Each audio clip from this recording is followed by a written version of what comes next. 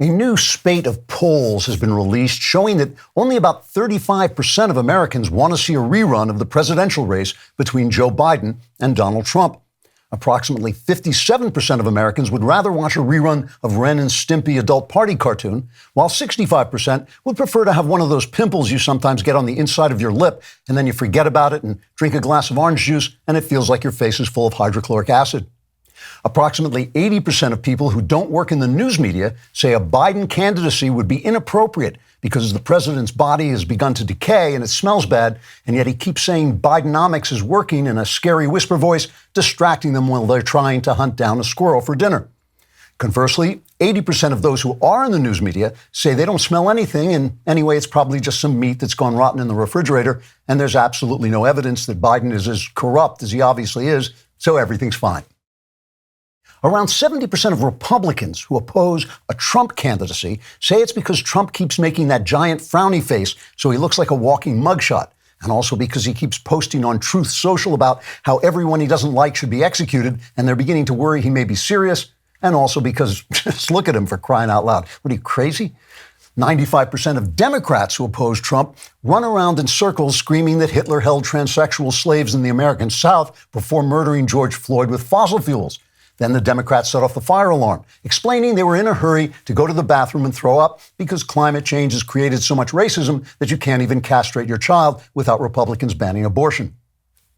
Although Republicans denounced the Democrats for setting off the alarm, Democrats defended the action, saying they had to do it because they're completely hysterical.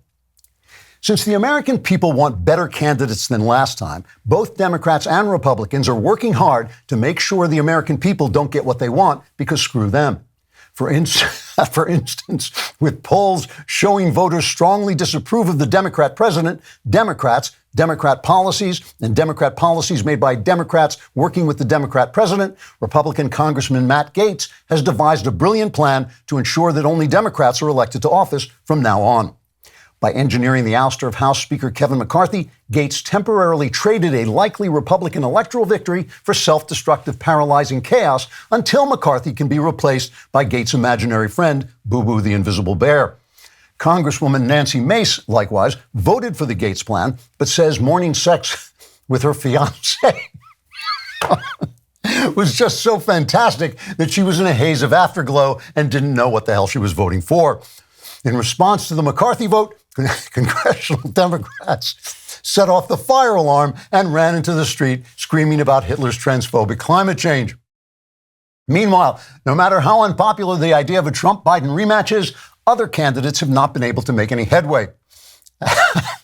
At the last Republican debate, for example, Nikki Haley just wagged her finger and scolded people for no reason, like when your maiden aunt gets angry drunk at Thanksgiving, but is too deaf to understand what anyone is talking about.